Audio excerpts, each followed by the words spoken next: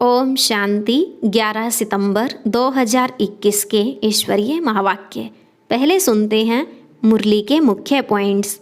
बाबा ने कहा, इस समय सबकी बुद्धि को गोदरेज का ताला लगा हुआ है, उसे खोलने की चाबी एक बाप के पास है। तो पहले पहले सबको बेहद के बाप का परिचय देना है। यह जरूर समझाओ कि परमपिता परमात्मा ब्रह्मा द्वारा अभी राजयोग सिखला रहे हैं। वही बाप नॉलेजफुल है जो सृष्टि के आदि मध्य अंत का राज समझाते हैं। यह निश्चय होना चाहिए, हमको भगवान पढ़ाते हैं। संशय आने से ही भागंती होते हैं, फिर कोई न कोई विकर्म करने लगते हैं।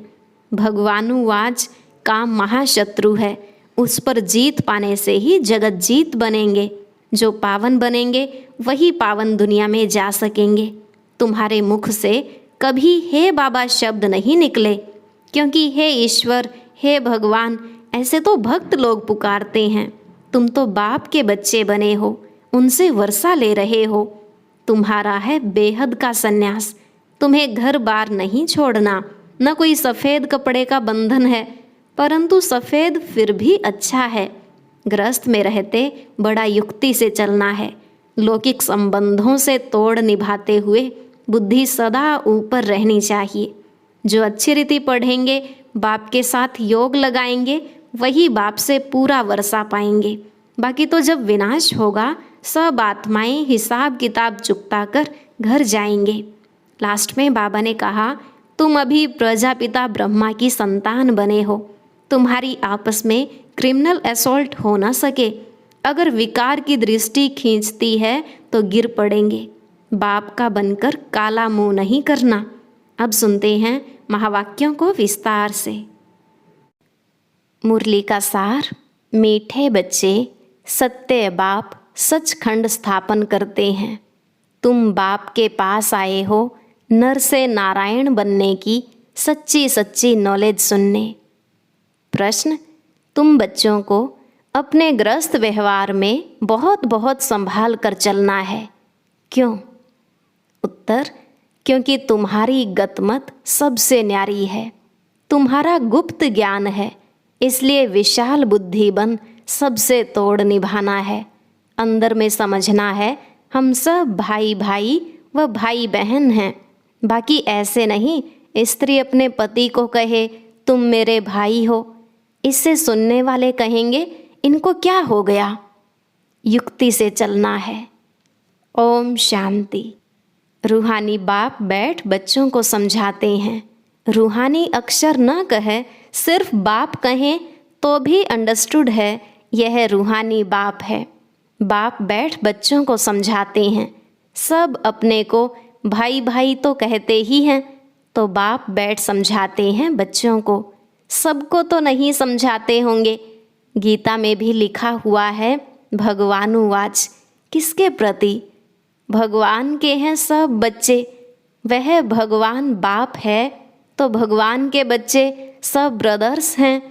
भगवान ने ही समझाया होगा, राजयोग सिखाया होगा। अभी तुम्हारी बुद्धि का ताला खुला हुआ है। तुम्हारे सिवाय ऐसे ख्यालात और कोई के चल ना सकें। जिन जिन को संदेश मिलता जाएगा वह स्कूल में आते जाएंगे, पढ़ते जाएंगे, समझेंगे। प्रदर्शनी तो देखी, अब जाकर ज़्यादा सुने। पहली पहली मुख्य बात है ज्ञान सागर पतित पावन गीता ज्ञानदाता शिव भगवानुवाच। उनको यह पता पड़े कि इन्हों को सिखलाने वाला, समझाने वाला कौन है। वह सुप्रीम सोल ज्ञान सागर निराकार है। वह है ही ट्रुथ। वह सत्य ही बताएगा, फिर उसमें कोई प्रश्न उठ ही नहीं सकता। तुमने सब छोड़ दिया ट्रुथ के ऊपर, तो पहले पहले तो इस पर समझाना है कि हमको परम पिता परमात्मा ब्रह्मा द्वारा राजयोग सिखलाते हैं। यह राजाई पद है, जिसको निश्चय हो जाएगा कि जो सभी का बाप है वह पारलौकिक बाप बैठ समझाते हैं, वही सबसे बड़ी अथॉरिटी है। तो दूसरा कोई प्रश्न उठ ही नहीं सकता। वह है पतित पावन। वह जब यहाँ आते हैं तो ज़रूर अपने टाइम पर आते होंगे।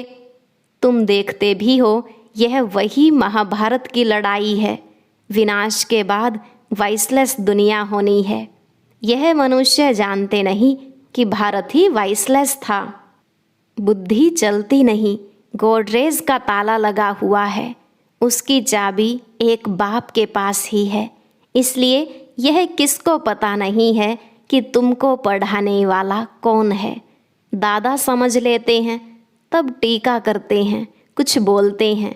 इसलिए पहले पहले यह समझाओ, इसमें लिखा है शिव भगवान वाच, वह तो है ही ट्रुथ। बाप है ही नॉलेजफुल, सृष्टि के आदि मध्य अंत का राज समझाते हैं। यह शिक्षा अभी तुमको उस बेहद के बाप से मिलती है। वही सृष्टि का रचयिता है, पतित सृष्टि को पावन बनाने वाला है। तो पहले पहले बाप का ही परिचय देना है। उस परम पिता परमात्मा से आपका क्या संबंध है। वह नर से नारायण बनने की सच्ची नॉलेज देते हैं। बच्चे जानते हैं बाप सत्य है, जो बाप ही सचखंड बनाते हैं। तुम यहाँ आए ही हो नर से नारायण बनने। बैरिस्टर पास जाएंगे तो समझेंगे हम बैरिस्टर बनने आए हैं। अभी तुमको निश्चय है हमको भगवान पढ़ाते हैं। कई निश्चय करते भी हैं, फिर संशय बुद्धि हो जाते हैं। तो उनको सब कहते हैं तुम तो कहते थे हमें भगवान पढ़ाते हैं, फिर भगवान को क्यों छोड़ आए हो। संशय आने से ही भागंती हो जाते हैं, कोई न कोई विकर्म करते हैं। भगवानुवाच काम महाशत्रु है, उन पर जीत पाने से ही जगत जीत बनेंगे। जो पावन बनेंगे वही पावन दुनिया में जाएंगे। यहाँ है ही राजयोग की बात, तुम जाकर राजाई करेंगे। बाकी जो आत्माएं हैं वह अपना हिसाब किताब चुकतू कर वापिस चली जाएंगी। यह कयामत का समय है। अब यह बुद्धि कहती है सतयुग की स्थापना जरूर होनी है। पावन दुनिया सतयुग को कहा जाता है। बाकी सब मुक्तिधाम में चले जाएंगे, उनको फिर अपना पार्ट रिपीट करना है। तुम भी अपना पुरुषार्थ करते रहते हो पावन बन और पावन दुनिया का मालिक बनने के लिए। मालिक तो अपने को समझेंगे ना, प्रजा भी मालिक है। अभी प्रजा भी कहती है ना हमारा भारत। तुम समझते हो अभी सब नर्कवासी हैं। अभी हम स्वर्गवासी बनने के लिए राजयोग सीख रहे हैं। सब तो स्वर्गवासी नहीं बनेंगे। बाप कहते हैं जब भक्ति मार्ग पूरा होगा तब ही मैं आऊँगा। मुझे ही आकर सब भक्तों को भक्ति का फल देना है। मेजॉरिटी तो भक्तों की है ना। सब पुकारते रहते हैं हे गॉड फादर, भक्तों के मुख से ओ गॉड फादर, हे भगवान, यह जरूर निकलेगा। अब भक्ति और ज्ञान में फर्क है। तुम्हारे मुख से कभी हे ईश्वर, हे भगवान नहीं निकलेगा। मनुष्यों को तो यह आधा कल्प की प्रैक्टिस पड़ी हुई है। तुम जानते हो वह हमारा बाप है। तुमको हे बाबा थोड़े ही कहना है, बाप से तुमको तो वर्षा लेना है। पहले तो यह निश्चय हो कि हम बाप से वर्षा लेते हैं। बाप बच्चों को वर्षा लेने के अधिकारी बनाते हैं। यह तो सच्चा बाप है ना। बाप जानते हैं हमने जिन बच्चों को ज्ञानामृत पिलाए, ज्ञान चिता पर बिठाए, विश्व का मालिक देवता बनाया था, वही काम चिता पर बैठ भस्मीभूत हो गए हैं। अब मैं फिर ज्ञान चिता पर बिठाए घोर नींद से जगाए स्वर्ग में ले जाता हूँ। बाप ने समझाया है तुम आत्माएं वहाँ शांति धाम और सुख धाम में रहती हो। सुख धाम को कहा जाता है वाइसलेस वर्ल्ड, संपूर्ण निर्विकारी। वहाँ देवताएं रहते हैं और वह है स्वीट होम, आत्माओं का घर। सभी एक्टर्स उस शांति धाम से आते हैं यहाँ पार्ट बजाने। हम आत्माएं यहाँ की रहवासी नहीं हैं।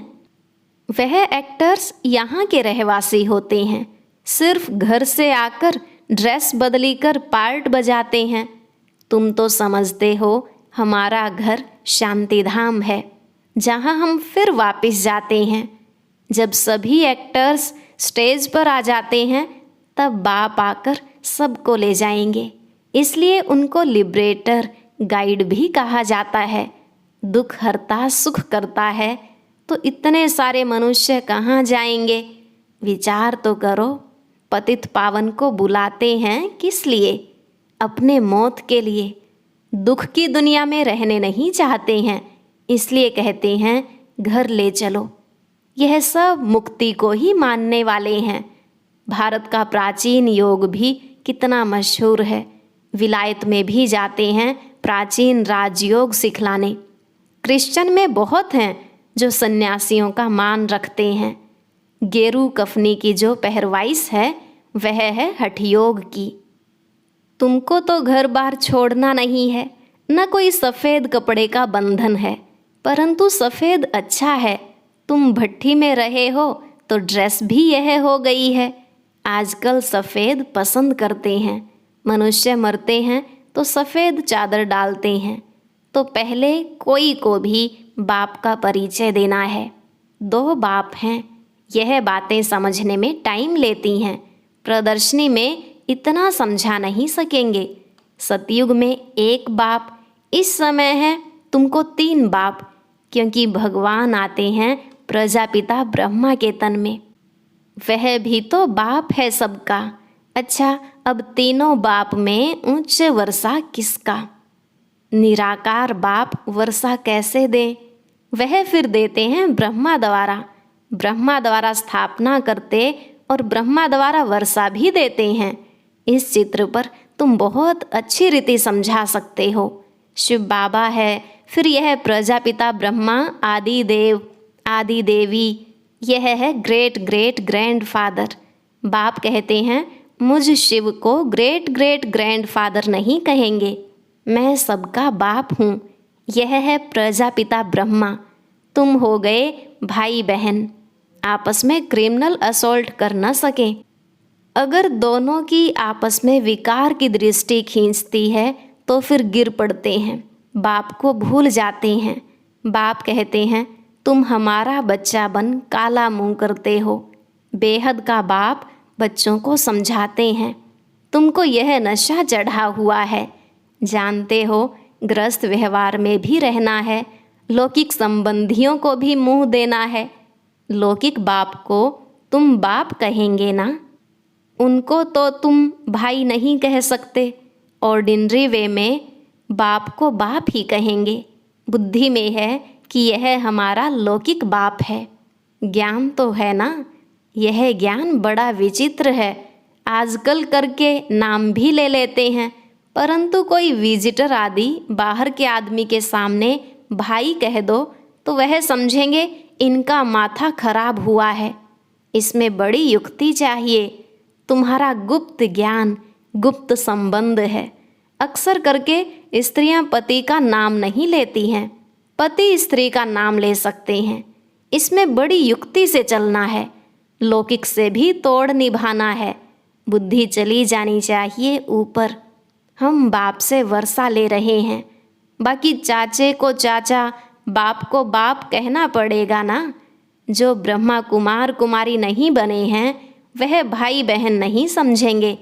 जो बीके बने हैं वही इन बातों को समझेंगे। बाहर वाले तो पहले ही चमकेंगे। इसमें समझने की बुद्धि अच्छी चाहिए। बाप तो बच्चों को विशाल बुद्धि बनाते हैं। तुम पहले हद की बुद्धि में थे, अभी बुद्धि चली जाती है बेहद में। वह हमारा बेहद का बाप है।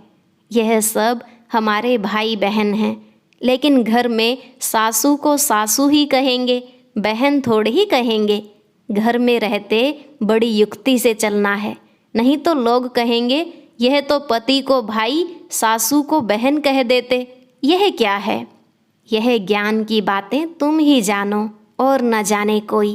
कहते हैं ना, प्रभु तेरी गति मत तुम ही जानो।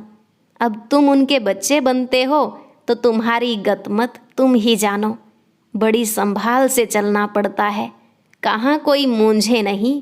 तो प्रदर्शनी में तुम बच्चों को पहले पहले यह समझाना है कि हमको पढ़ाने वाला भगवान है। अब तुम बताओ भगवान कौन? निराकार शिव या देहधारी श्री कृष्ण? जो गीता में भगवानुवाच है वह शिव परमात्मा ने महावाक्य उच्चारे हैं या श्री कृष्ण ने? कृष्ण तो है स्वर्ग का पहला प्रिंस। ऐसे तो कह नहीं सकते कि कृष्ण जयंती सो शिव जयंती, शिव जयंती के बाद फिर कृष्ण जयंती। शिव जयंती से स्वर्ग का प्रिंस श्री कृष्ण कैसे बना, वह है समझने की बात। शिव जयंती, फिर गीता जयंती, फिर फट से है कृष्ण जयंती, क्योंकि बाप राजयोग सिखलाते हैं ना। बच्चों की बुद्धि में आया है ना, जब तक शिव परमात्मा न आए तब तक शिव जयंती मना नहीं सकते। जब तक शिव आकर कृष्णपुरी स्थापन न करे तो कृष्ण जयंती भी कैसे मनाई जाए? कृष्ण का जन्म तो मनाते हैं परंतु समझते थोड़े ही हैं। कृष्ण प्रिंस था तो जरूर सतयुग में होगा ना, देवी देवताओं की राजधानी होगी जरूर। सिर्फ एक कृष्ण को बादशाही तो नहीं मिलेगी ना, जरूर कृष्णपुरी होगी ना। कहते भी हैं कृष्णपुरी, और फिर यह है कंसपुरी। कृष्णपुरी नई दुनिया, कंसपुरी है पुरानी दुनिया। कहते हैं देवताओं और असुरों की लड़ाई लगी, देवताओं ने जीता, परंतु ऐसे तो है नहीं। कंसपुरी खत्म हुई, फिर कृष्णपुरी स्थापन हुई ना। कंसपुरी पुरानी दुनिया में होगी, नई दुनिया में थोड़े ही यह कंस दैत्य आदि होंगे। यहाँ तो देखो कितने मनुष्य हैं, सतयुग में बहुत थोड़े हैं। यह भी तुम समझ सकते हो, अभी तुम्हारी बुद्धि चलती है। देवताओं ने तो कोई लड़ाई की नहीं। दैवी संप्रदाय सतयुग में ही होते हैं, आसुरी संप्रदाय यहाँ हैं। बाकी न देवताओं और असुरों की लड़ाई हुई, न कौरवों और पांडवों की हुई है। तुम रावण पर जीत पाते हो। बाप कहते हैं इन विकारों पर जीत पानी है तो जगत जीत बन जाएंगे, इसमें कोई लड़ना नहीं है। लड़ने का नाम ले तो वायलेंस बन जाएं, हिंसक बन जाएं। रावण पर जीत पानी है परंतु नॉन वायलेंस। सिर्फ बाप को याद करने से हमारे विकर्म विनाश होते हैं। भारत का प्राचीन राजयोग मशहूर है। बाप कहते हैं मेरे साथ बुद्धि का योग लगाओ तो तुम्हारे पाप भस्म होंगे। बाप पतित पावन है तो बुद्धि योग उस बाप से ही लगाना है तो तुम पतित से पावन बन जाएंगे। अभी तुम प्रैक्टिकल में उनसे योग लगा रहे हो, इसमें लड़ाई की कोई बात ही नहीं। जो अच्छी रीति पढ़ेंगे, बाप के साथ योग लगाएंगे, वही बाप से वर्षा पाएंगे कल्प पहले मुआफिक। इस पुरानी दुनिया का विनाश भी होगा, सब हिसाब किताब चुकतू कर जाएंगे। फिर क्लास ट्रांसफ़र हो, नंबरवार जाकर बैठते हैं ना, तुम भी नंबरवार जाकर वहाँ राज्य करेंगे। कितनी समझ की बातें हैं। अच्छा, मीठे मीठे सिकिलधे बच्चों प्रति माता पिता बाप दादा का याद प्यार और गुड मॉर्निंग। रूहानी बाप की रूहानी बच्चों को नमस्ते। रूहानी बच्चों की रूहानी बाप दादा को नमस्ते नमस्ते, गुड मॉर्निंग, शुक्रिया बाबा, शुक्रिया। धारणा के लिए मुख्य सार। पहला पॉइंट, इस कयामत के समय जबकि सतयुग की स्थापना हो रही है तो पावन जरूर बनना है। बाप और बाप के कार्य में कभी संशय नहीं उठाना है। दूसरा, ज्ञान और संबंध गुप्त है, इसलिए लौकिक में बहुत युक्ति से विशाल बुद्धि बनकर चलना है। कोई ऐसे शब्द नहीं बोलने हैं जो सुनने वाले मूंझ जाएं। आज का वरदान, मनमत परमत को समाप्त कर श्रीमत पर पद्मों की कमाई जमा करने वाले पद्मा पदम भाग्यशाली भव। मनमत परमत को समाप्त कर श्रीमत पर पद्मों की कमाई जमा करने वाले पद्मा पदम भाग्यशाली भव। बाबा ने कहा श्रीमत पर चलने वाले एक संकल्प भी मनमत व परमत पर नहीं कर सकते। स्थिति की स्पीड यदि तेज नहीं होती है तो जरूर कुछ न कुछ श्रीमत में मनमत व परमत मिक्स है। मनमत अर्थात अल्पज्ञ आत्मा के संस्कार अनुसार जो संकल्प उत्पन्न होता है वह स्थिति को डगमग करता है। इसलिए चेक करो और कराओ। एक कदम भी श्रीमत के बिना न हो, तब पद्मों की कमाई जमा कर पद्मापदम भाग्यशाली बन सकेंगे। स्लोगन: मन में सर्व के कल्याण की भावना बनी रहे, यही विश्व कल्याणकारी आत्मा का कर्तव्य है। मन में सर्व के कल्याण की भावना बनी रहे, यही विश्व कल्याणकारी आत्मा का कर्तव्य है। ओम शांति। आज की अव्यक्त मुरली जरूर सुने। उसके लिए ऊपर दिए गए बॉक्स को टच करें।